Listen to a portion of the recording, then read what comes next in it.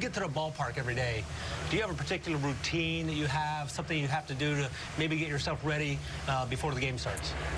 No. Sometimes it kind of depends. So like I'm more of a before game type routine. When I get here, I'll eat and I'll kind of just hang out, talk to some of the guys, you know, kind of mess around, have fun.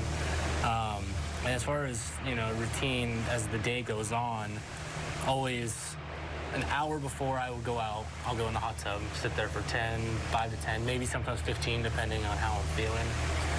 And I'll hot tub and just kind of get my body loose, get it warmed up, get it ready for the day, and then get out, get your clothes on, get ready, and I put music in. Usually walk out around 20 minutes before first pitch, which is usually about 15 or 10 before the anthem. Get everybody knuckles in the dugout to get our handshakes out of the way, and kind of just go from there. So really not any superstitious things. I know guys oftentimes accuse me of being superstitious. I had to be out and running at about 4 o'clock, but I just knew that from my body's time clock, if I worked out at 4 o'clock, by the time I pitched at 9 or 9:30 in the evening, I'd recovered. But I wasn't superstitious, but it just worked for me. Sounds like your routine works for you, and it's something you've established maybe over some period of time. Yeah, it's a lot tougher to do it on the road just because, you know, at home we have the big, huge tub where you could fit 3 or 4 people in there, and I don't want to be in anybody's way, obviously. You know, you got some of the older guys that have been here for a while that have their routines, you know, that they hot tub at a certain time. You don't want to be in their way and when they're locked in.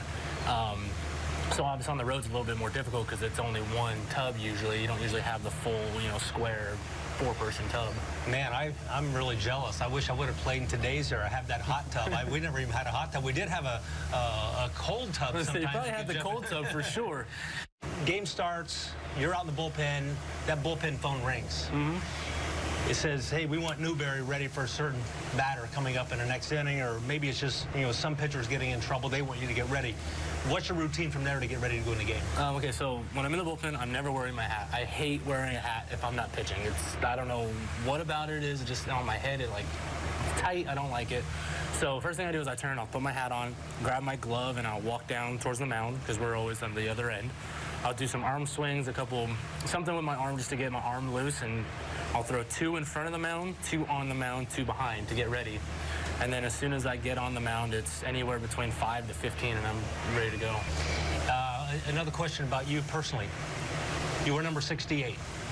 Was that number given to you, or did you request that number? No, yeah, it was given to me when I got up to Chicago last year when I first got called up, and I was not in a place to request a number. So I was like, you know what, I'm happy I have one at this point still. So.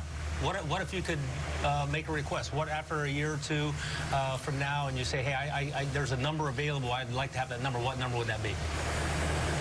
I'd probably go with my high school number. I was number 9 in high school for 4 years. Oh, that was my high school number. Interesting. I'd probably pick number 9. 8 was my favorite number growing up. And when I got into high school, when I got onto varsity as a junior, there was somebody already with the number 8.